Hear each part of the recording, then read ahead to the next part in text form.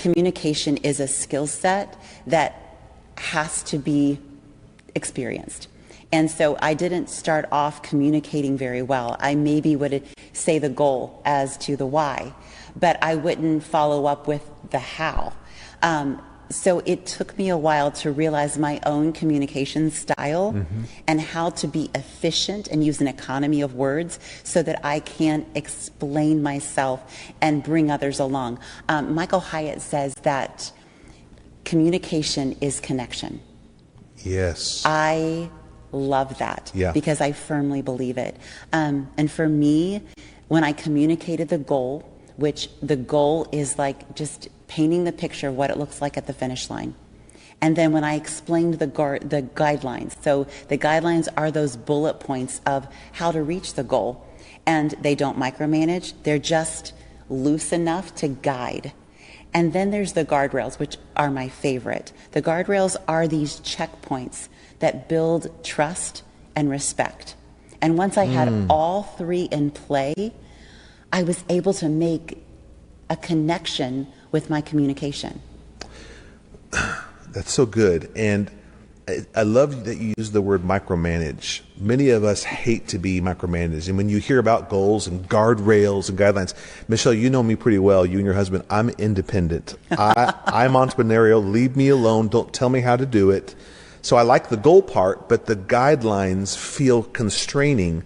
But you just said that you talked about, use the word loose guardrails. Talk about that a little bit. There is a difference. I'm going to go back to this because there's a difference between giving away a job and giving away a task. Ooh, yeah. Explain that. So if you give away a task, it's just a one-time thing. It's a one-off.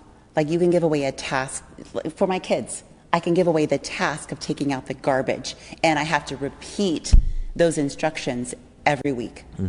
But when I give away the job of taking out the garbage, then I don't have to check up because the expectation is that week after week, my child is going to have the responsibility of taking out the trash.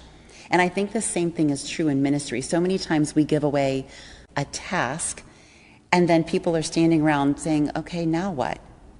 Whereas when you give away a job and it includes goals, guidelines, and guardrails, and it's an actual job description, they know that this is an ongoing thing that they can be responsible for. That's good. And I'm what you're talking about is kind of disrupting my thinking. I know many times when I've been given a job to do, what comes is stress because what I sense is responsibility. The reason why I think we struggle to get high capacity leaders, volunteers, or staff to really own the job isn't that they're lazy or they don't want to be part of it. I think the opposite's true. They want to be part. People want to win, but they don't know how. And so talk about why are they so afraid of responsibility? Because you talk about being responsible for the garbage every week versus I'll just do it because you told me. I think that's an area that we as leaders are like, I can get people to show up and do traffic team and do data entry and do prayer, but will it happen without me here? That is a really good question. And I think it's actually something you write about in the book because you write about the fear of giving your job away. I have nightmares about giving work away. I'll tell you a quick story. You and I, we went through COVID here at the church 2020, and we all got COVID on staff, all of us, and all I had left was a couple of interns, young, I can't trust them, and a part-time children's worker, and a lot of volunteers.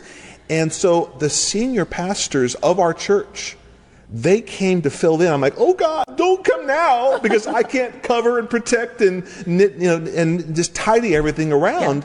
And I was really scared because I'm wondering who is going to really step up and take responsibility. So I feel that fear of if it doesn't get done well, it's on me. Yes. And I think that this is the beauty of goals, guidelines, and guardrails because it gives the clear communication. And this is why I love the guardrail part especially. Because when you give the job description, and yes, you're giving a job description to a volunteer, trust me, they love it.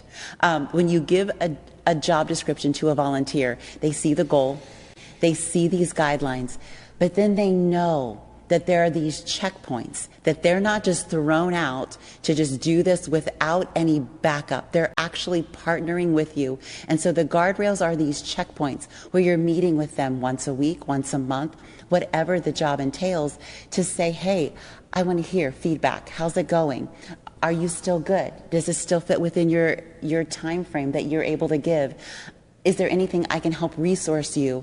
So in those guardrail checkpoints, you're actually coming alongside them and partnering with them so they don't feel like they're out there alone.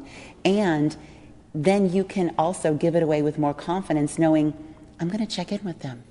Michelle, that's so good. I think we as leaders want to delegate well. We need to delegate well, and not just the tasks, but responsibility, the job, as you said. And I think as you talk about goals, guidelines, and guardrails, that's a two-way proposition. It's I'll be there for you, I'll meet with you, I'll clarify for you, I'll resource you. But it's also, and I need you to communicate back to me. I need you to show trustworthiness. Yeah. I need you to communicate. One thing I've learned to do to get better at goals, guidelines, and guardrails, because I rely still a lot on high capacity volunteers. We're in a middle school in Riviera Beach here in South Florida, and it's all done through volunteers. And we did a mentoring program every Tuesday for a year with phenomenal volunteers. One lady was named Cindy, who's a former teacher, early retired, and she was so competent, high initiative, respectful, responsible, collaborative.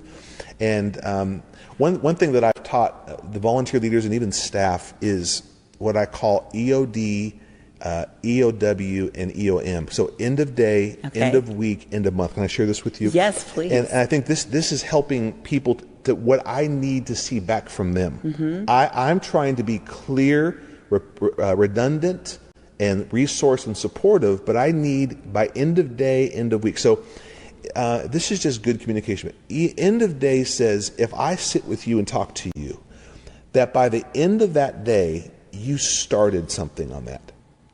That's good. Yeah. So your day is full. You've got a lot of responsibility, a lot of volunteers, a lot of things happening, but you're competent and you're listening. So when you do something toward that goal, maybe you didn't finish it. It's a big project, but you did one thing. You ordered the book, you set the meeting, you made the call. What that tells me about you is you started. You can initiate. You understood that for me, this was a priority. Yes. And then end of week is I did 2 or 3 things toward that goal to make progress. Michelle, my love language is progress. Now, everybody, I know this about you. Michelle's love language is perfection. No, improvement. Let's not put that on me. Her husband and I are best friends, and we're like, Michelle's never going to be perfect. No, I'm teasing her. But my love language isn't perfection, because I think that's elusive.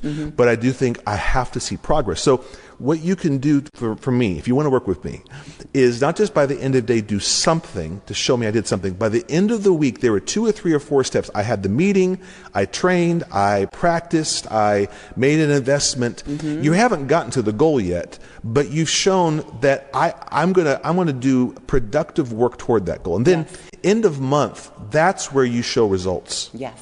That you really build trust and respect. You talked about trust and respect.